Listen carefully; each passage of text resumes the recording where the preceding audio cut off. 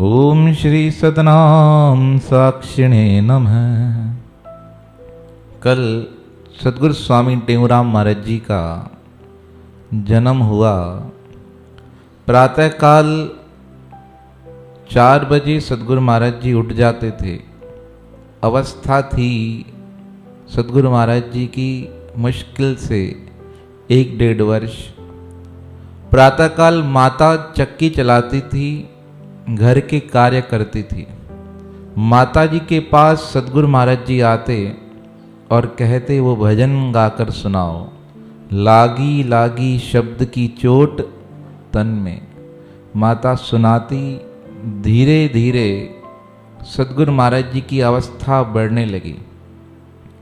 8-9 वर्ष के सद्गुरु महाराज जी हुए और स्वामी जी का खेलने का तरीका बिल्कुल ही अलग था। साधारण बच्चे खेलते हैं, कूदते हैं, और स्वामी जी क्या करते, बच्चों को लेकर जाते एक स्थान पर और वहाँ बोलते, घर बनाओ। घर बनाकर स्वामी जी कहते, इसमें बैठ जाओ। छोटे छोटे बच्चे मिट्टी के घर, घास फूस के घर बनाकर उसके अंदर बैठकर ध्यान लगाते। जो सबसे अधिक ध्यान लगाता, सद्गुरु महाराज जी कहते, ये आज जीत गया है। ऐसे करते करते अवस्था बढ़ने लगी। एक बार सबके साथ सद्गुरु महाराज जी स्नान करने गए सिंधु नदी के किनारे। अब सब बालक छोटे हैं, सबने कहा स्नान करना है। तो एक रिजू नाम का बालक था, वह कहने लगा, स्नान तो करने चलें, पर कपड़ों की संभाल कौन करेगा। तब सद्गुरु टेऊराम महाराज ने कहा, चिंता मत करो, कपड़ों की संभाल हम करते हैं और आप नहा कर आइए। देखो, यही महापुरुषों का स्वभाव होता है। हम कहीं जाते हैं ना घूमने, तो सबसे पहला लक्ष्य क्या होता है कि मैं एंजॉय करके आऊं। दूसरा क्या करेगा बाद में। कोई हमको बोल दे, यार तुम संभाल करो, हम होकर आते हैं, तो क्या कहेंगे, मेरे को इसलिए लेकर आया था, पहले मैं जाऊंगा, बाद में तुम जाना। यहाँ तक किसी मंदिर में जाना हो ना, चप्पलों की संभाल के लिए किसी को छोड़कर जाओ, जब वापस आओगे तो उसका मुंह कैसे होगा। आप आजमा कर देखना इस बात को, या आपने आजमाया भी होगा। पहले एक बात तो आपको बोलने से ही डर लगेगा, किसको बोलें। बहुत सोच विचार के आप बोलोगे, और किसी को बोल भी दिया, उधर से वापस आओ तो क्या होगा, वो आधा घंटा आपसे बात ही नहीं करेगा। उसको बोलो खाना खा ले, चाय पी ले, कॉफ़ी पी ले, वो कहेगा मुझे ही क्यों छोड़ा। पर सद्गुरु स्वामी टेऊराम जी ऐसे नहीं। उन्होंने कहा, आप जाइए, स्नान करके आइए, मैं यहाँ बैठकर इंतजार करता हूँ। देखो, हर सद्गुरु महाराज जी की लीला हमें कुछ सिखाने वाली है। ये सब चीज़ें लगती हैं कि कहानियाँ हैं, कहानियाँ नहीं, इनमें बहुत गहरा रहस्य छुपा हुआ है। भागवत कथा है ना, बहुत लोग भागवत कथा करते हैं। किस प्रकार करते हैं कि भगवान कृष्ण की कथा है और कुछ नहीं है, पर वह जीवात्मा और परमात्मा के मिलन की कथा है। उसका साधारण भाषा में अर्थ करना हो सकता है बहुत सरल हो, पर उसे जीवन में उतार लेना बहुत कठिन है। ये सद्गुरु महाराज जी संदेश दे रहे हैं, सेवा का कार्य आए तो भगो मत कि ये तुम कर देना, हम जा रहे हैं, तुम्हारी जिम्मेदारी है, तुम्हारा ही काम है, तुमको सेवा दे रखी है, ऐसा नहीं। सेवा का कार्य आए तो क्या करना चाहिए, स्वयं सेवा करनी चाहिए, भागना नहीं चाहिए। और हम क्या करते हैं, समय हुआ नहीं, टाइम हुआ, रे मेरे को तो जाना है, सबको ही जाना है भाई, तुम्हारे को ठेका ले रखा है क्या तुमको जाना है, तुम नहीं जाओगे तब भी काम होगा। पर सेवा सौभाग्य से मिलती है, सच्ची कह रहे हैं। सद्गुरु स्वामी सर्वानंद महाराज जी कहते थे, सेवा बहुत सौभाग्य से मिलती है। तुम जाओगे तो अपने किस्मत को खुद फोड़ के जाओगे। ऐसा मत समझो तुम किसी के ऊपर ठोक के जा रहे हो तो उसको करके जा रहे हो, प्रसन्न होकर निकल रहे हो, मैं तो उसको टिका कर चला गया था। ऐसा नहीं, बहुत गलत करते हैं। सबकी बात है, सेवा मन को निर्मल कर सकती है।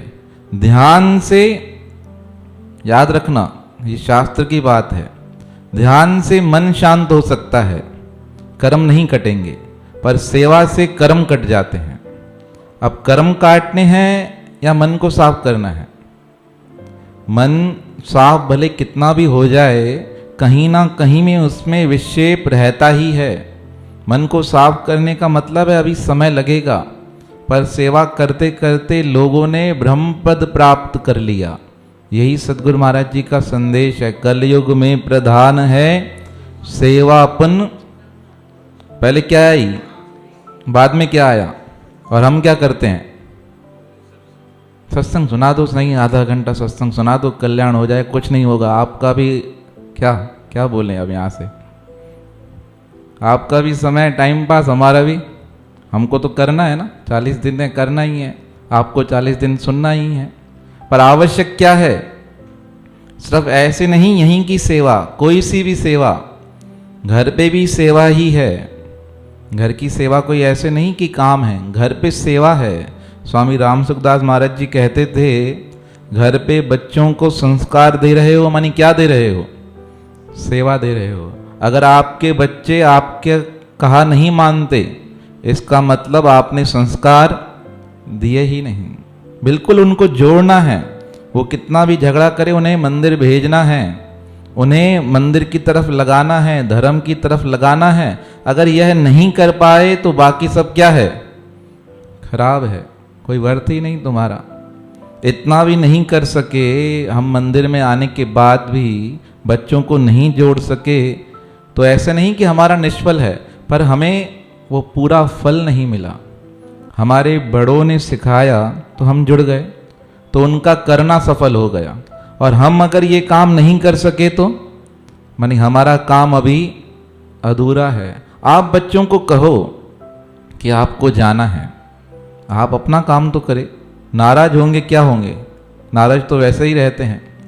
किसके बच्चे अपने माता पिता से खुश रहते हैं बताओ? एक भी माता पिता उठकर बोल दे कि मेरा बच्चा खुश है मेरे से, होता ही नहीं है। जब खुश नहीं है तो बोल के देखो एक बार। जहाँ इतना नाराज हैं, थोड़ा कहाँ जाएंगे? रहेंगे तुम्हारे पास ही, ऑप्शन नहीं है। तो हम अपना प्रयास करें। तो सद्गुरु स्वामी टेऊराम महाराज जी ने कहा कि आप जाइए, मैं संभाल करता हूँ। अब सब बच्चे नहाने चले गए। अब स्नान करने गए, उनमें एक बहुत चंचल था, उसका नाम था खिल्लू। अब वो खिल्लू डूबने लगा। सब लोग चिल्लाए, बच्चे चिल्लाए 6-7, अरे खिल्लू डूब रहा है, खिल्लू डूब रहा है। सद्गुरु टेऊराम महाराज जी के पास बच्चा भगता हुआ आया, खिल्लू डूब रहा है। सद्गुरु टेऊराम महाराज ने कहा, कौन, क्या हुआ? कहा नहाने गए थे ना, वहाँ डूब रहा है। स्वामी जी ने वस्त्रों सहित उस सिंधु नदी में डुबकी लगा दी। अब जैसे ही डुबकी लगाई तो स्वामी जी खिल्लू को बचाते बचाते नीचे वरुण लोक में पहुंच गए।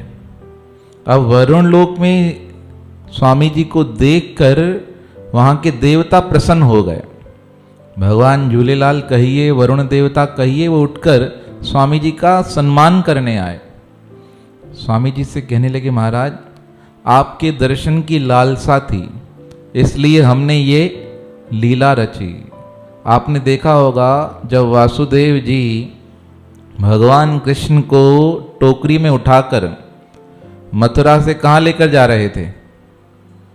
कहाँ लेकर जा रहे थे? नंदगांव। तो यमुना मैया ने क्या किया? यमुना मैया ने अपना स्तर बढ़ाना प्रारंभ कर दिया। और कब तक बढ़ाया? जब तक भगवान कृष्ण का चरण स्पर्श नहीं हुआ। और जैसे ही चरण स्पर्श हुआ, पानी अपने आप नीचे उतरने लगा। देखो, देवता भी एक दिव्य आत्मा से मिलने के लिए अनेक लीलाएं करते हैं। तो सद्गुरु स्वामी टेऊराम जी को देखकर वरुण देवता ने कहा, आपसे मिलने का मन था, कोई तरकीब मिल नहीं रही थी, इसलिए इसे बुला लिया। अब आप कोई आज्ञा दो, कोई आज्ञा हो तो बताइए हमें। स्वामी जी ने कहा हमें कुछ नहीं चाहिए। कहा कोई भी सेवा हो तो बताइएगा। स्वामी जी ने कहा नहीं, हमें जाना है, अब हम जाते हैं। स्वामी जी खिल्लू को लेकर बाहर आ गए। अब एक पेड़ के नीचे बैठ गए। सब लोगों ने स्वामी जी से पूछा कैसे बचा कर आए, कैसे निकाल कर आए। तो स्वामी जी ने कहा खिल्लू बताएगा, और स्वयं ध्यान करने लगे। ये होती है निर्माणता। कार्य हो भी गया पर उसका व्याख्यान नहीं। और हम क्या करते हैं, कार्य से पहले क्या कर देते हैं, सबको बताना चालू कर देते हैं। आज मैंने किया है, आज ये कर रहा हूँ, आज ये करने वाला है, आपको आना ही है, आना ही पड़ेगा, कैसे नहीं आओगे, होता है ना। और सद्गुरु टेऊराम महाराज ने इतना बड़ा काम कर दिया, साधारण नहीं था ना। एक मनुष्य के लिए देवता से मिलना। देखो आचार्य श्री स्वयं परमात्मा ही थे, पर रहे साधारण रूप में, आए तब भी साधारण रूप में, उनका तरीका भी साधारण, पर कार्य सारे दिव्यता वाले। तो अब खिल्लू ने सारी बात सब बच्चों को बताई। सब बच्चे हैरान हो गए। बच्चों ने जाकर घर जाके बातें बताई कि सद्गुरु टेऊराम महाराज जी किससे मिलकर आए हैं, वरुण देवताओं से। लोगों को यकीन हुआ, कईयों को नहीं हुआ, कईयों को लगा छोटे बालक हैं, ऐसे ही बता रहे हैं। धीरे धीरे अवस्था बढ़ने लगी और सद्गुरु स्वामी टेऊराम महाराज जी बच्चों को लेकर जाते एक झामराय जी के बगीचे में। वहाँ जाकर सद्गुरु महाराज जी पहेली पूछते थे। पहेलियाँ कैसी, ब्रह्म ज्ञान की पहेली, और कहते थे जो उस पहेली को सॉल्व कर देगा उसे पेड़े खिलाए जाएंगे। एक दिन सद्गुरु महाराज जी ने पहेली पूछ ली। बहुत सुंदर पहेली थी। अखर पक्षी रच रांद जाके नर डिठा तो। अब बच्चों ने सुनी और विचार करने लगे। कहते हैं 1 घंटा उसका हल ढूंढते रहे पर हल मिला ही नहीं। फिर स्वामी जी से कहा महाराज जी कुछ आप बताइए। तब स्वामी जी ने कहा इसका अर्थ मिल जाएगा बर्तन में, नरों के नाम में, और कहाँ मिलेगा, गुरमुखी शब्दों में मिल जाएगा। फिर 1 घंटा व्यतीत हो गया पर अर्थ मिला ही नहीं। तब स्वामी जी से कहा महाराज जी आप ही बता दीजिए। तब स्वामी जी ने कहा अखर पखी रच रांद जाके नर डिठा थो। अर्थात जो ब्रह्मज्ञानी महापुरुष हैं, जिनका हृदय रूपी मटका ज्ञान से भरा हुआ है, ऐसे संत महापुरुषों का क्या तुमने दर्शन किया है। ये बात सुनकर वो सब बच्चे ताली बजाने लगे। कहा छोटा बालक और बातें कैसी, ब्रह्म ज्ञान की, साधारण बातें नहीं। तब सद्गुरु महाराज ने मंगलराम को कहा पेड़े लेकर आओ और सबको पेड़े खिलाओ। देखो ये परोपकारता कैसी। सद्गुरु टेऊराम महाराज जी को पैसे मिलते होंगे ना, पेड़े तभी तो मंगाए, किसी की दुकान से चोरी चकारी तो की नहीं होगी। अब पैसे मिले और किसको दे दिए, बच्चों के परोपकार में लगा दिए। दिल खोले दान ॾियण में हिन घोट ना घटायो। सद्गुरु टेऊराम महाराज जी के जीवन का सबसे बड़ा सिद्धांत दान का था, परोपकार का था, सेवा का था, सत्संग का था। यही कुछ महापुरुषों के विशेष गुण होते हैं कि वो जीवन पर्यंत उनके स्वभाव में परोपकार की भावना निहित होती है। अब अवस्था बढ़ने लगी, पिताजी को चिंता हो गई।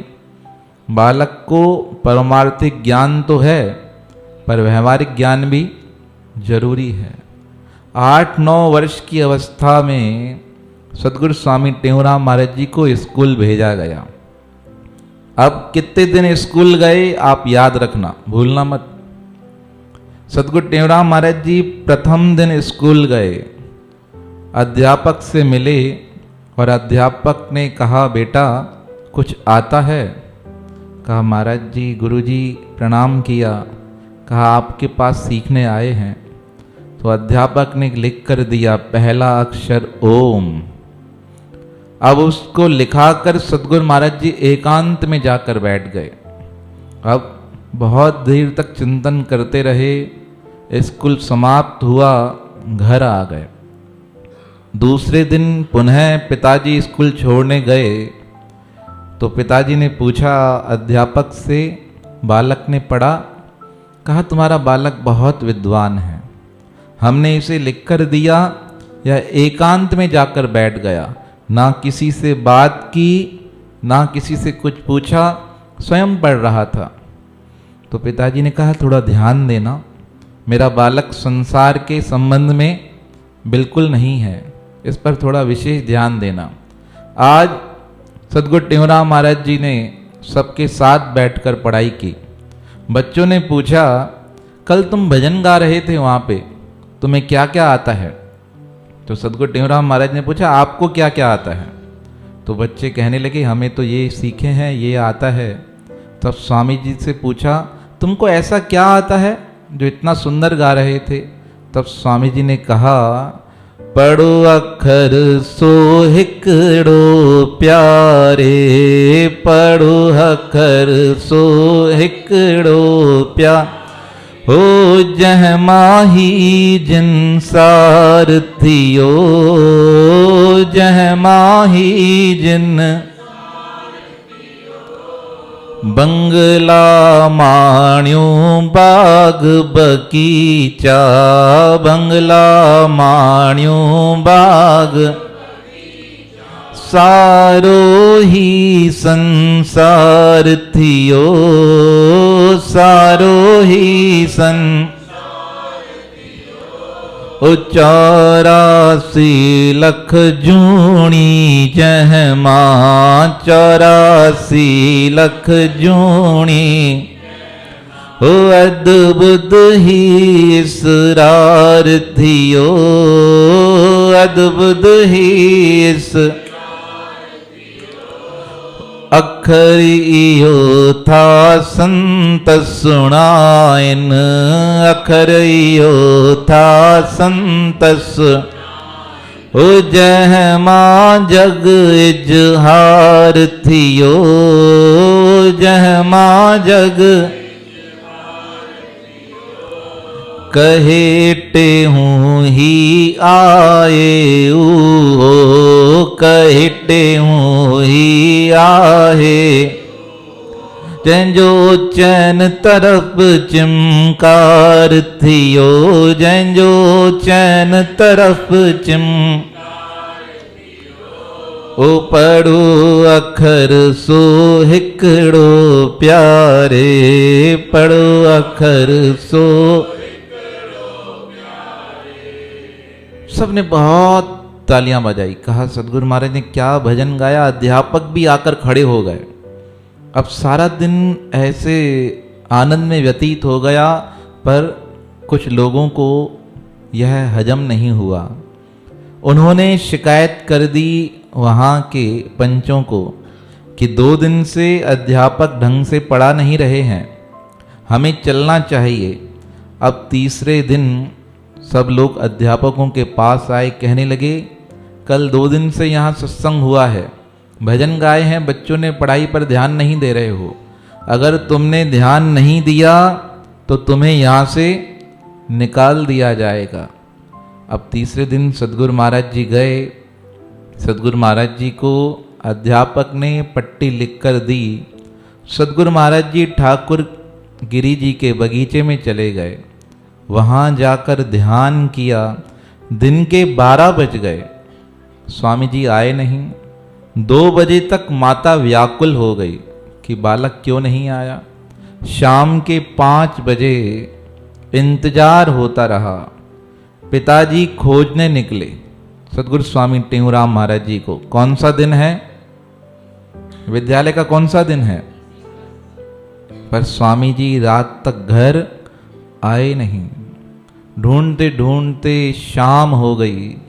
किसी ने कहा वो आपका बेटा एक स्थान पर बैठा है। तब पिताजी वहाँ पहुँचे और बालक को घर लेकर आए। माता ने हृदय से लगा दिया, कहा बेटा तुम सारा दिन आज कहाँ चले गए, हम इंतजार करते रहे, हमारा मन नहीं लगा, ऐसा मत किया करो। स्वामी जी ने नजरें नीचे कर दी, कहा जैसी आपकी आज्ञा। आज चौथा दिन सदगुरु महाराज जी को पिताजी स्कूल छोड़ने गए। अध्यापक से कहकर आए कि इसका ध्यान रखना। अब सदगुरु महाराज जी को पट्टी लिख कर दी अध्यापक ने। स्वामी जी शांति से धीरे धीरे वहाँ से उठे और कितने वर्ष की अवस्था है? 9 वर्ष की अवस्था है।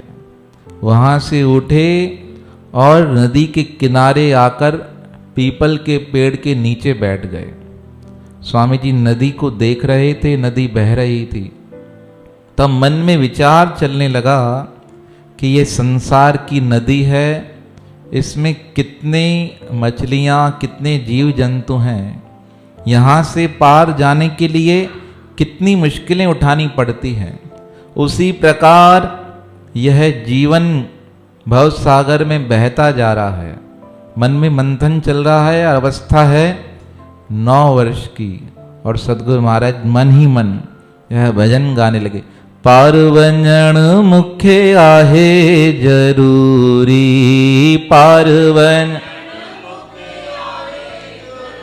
विश्वाहुड़ वाटुन ते आहिन घणा, विश्वाहुड़ वाटुन ते हिकड़ा मच्छ ब्या कच्छ ट्या वागू था विड़न, हिकड़ा मच्छ ब्या कच्छ ट्या चौथो कुन कड़ कन, चौथो कुन कड़ कन, पंजो लहरियों लालण जो वेठियो गण्या, पंजो लहरियों लाल हिकड़ो काम ब्यो क्रोध ट्यो लोभ तो लुभाए, हिकड़ो काम ब्यो क्रोध ट्यो चौथी चिंता थी चुकाए, चौथी चिंता थी पंजो भव इनिय में पई भुणा, पंजो भव इनिय में हिकड़ी रात भी तात टी मंगा थी रात, हिकड़ी रात भी तात टी मंगा चौथों थी ये प्रभात, चौथों थी ये पर पंजों सद सजण जा पे सुना, पंजों सद सजण जा हिकड़ो मोह भी ममता ट्यों टेऊ लजाटे, हिकड़ो मोह भी ममता ट्यों टेऊ लजा चौथों पंध पुछा पे, चौथों पंध पुछा पे पंजो वर पंहिंजे खे शाल वणा, पंजो वर पंहिंजे खे शाल। ओ पार वञण मूंखे आहे ज़रूरी, पार हो पार वञण मूंखे आहे ज़रूरी, पार वञण मूंखे आहे ज़रूरी। भजन गाया और वहीं ध्यान लगाकर बैठ गए। सारा दिन व्यतीत हो गया। समझा रहे थे संसार से पार जाने के लिए लोक लजा, वेद लजा, कुल लजा को त्यागना पड़ेगा। मोह ममता की यह गठरी छोड़नी पड़ेगी, क्रोध को हटाना पड़ेगा और सबसे जरूरी जो प्रियतम की आवाज़ आ रही है उस तक मुझे जाना है। चौथा दिन व्यतीत होने लगा। माता को चिंता हो गई। माता दुकान पर आई। टहल राम से कहा, टहल तुम्हारा भाई आया नहीं है, ढूंढ कर आओ। तो सब चले गए उस बगीचे में जहाँ स्वामी जी ने ध्यान किया था पहले दिन। वहाँ मिले नहीं। शाम के समय होते होते बाबा चेलाराम जी ढूंढने निकले। सारा गांव ढूंढ लिया पर कहीं भी आज सदगुरु स्वामी टेऊराम जी का पता नहीं लगा। बाबा ढूंढते ढूंढते सालारे गांव में आ गए। सालारे गांव में प्रेमनगर दरबार था। कौन सा? प्रेमनगर दरबार। और वहाँ पे संत रहते थे, संत आयल दास जी, बहुत सिद्ध महापुरुष। उनके पास आकर कहने लगे, बेटा गुम हो गया है, मिल नहीं रहा है। उन्होंने कहा चिंता मत करो, आपका पुत्र बहुत दिव्य महापुरुष है, कहीं ना कहीं ध्यान में होगा, चिंता मत करो। पिताजी लौट कर आ गए। पुनः दूसरे दिन ढूंढना प्रारंभ किया। तभी एक ग्वाले ने बताया कि पीपल के पेड़ के नीचे नदी के किनारे आपका पुत्र बैठा था, मैंने उसे देखा है, आप वहाँ जाइए, आपको मिल जाएगा। पिताजी निकले ढूंढने के लिए, वहाँ पहुँचे तो देखा सद्गुरु टेहूराम महाराज जी ध्यान में बैठे हैं। 9 वर्ष की अवस्था, सारा दिन ध्यान। और हम जिनकी शरण में बैठे हैं, आधा घंटा बैठे तो टांगों में क्या हो जाता है, पहली बार तो नीचे बैठ ही नहीं पाते, शरीर हमारे ऐसे हो गए। और सद्गुरु महाराज जी ने सारा दिन ध्यान किया, ना खाना ना पीना ना घर की चिंता। इतनी मुक्ति थी उनके जीवन में, इतने तत्व को वो प्राप्त थे। अब पिताजी को देखकर पिताजी को प्रणाम किया। पिताजी ने कहा, बेटा तुम सारा दिन गायब रहे, माता परेशान है, लेकर आए घर।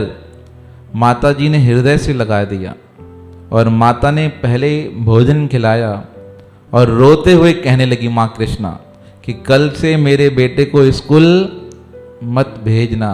तो स्वामी जी कितने दिन स्कूल गए थे? 4 दिन। याद हो गया ना आपको? कोई भी पूछे तो आप बता सकते हो। और कितना विशाल ग्रंथ लिख दिया। प्रेम प्रकाश ग्रंथ में कितने पृष्ठ हैं? 800 नहीं है? कितने हैं? कल देखकर बताना। 90 प्रॉपर पक्का? चलो सही है। 4 दिन स्कूल जाने वाले बालक ने श्री प्रेम प्रकाश ग्रंथ का निर्माण कर दिया। तो बालक कोई साधारण नहीं थे।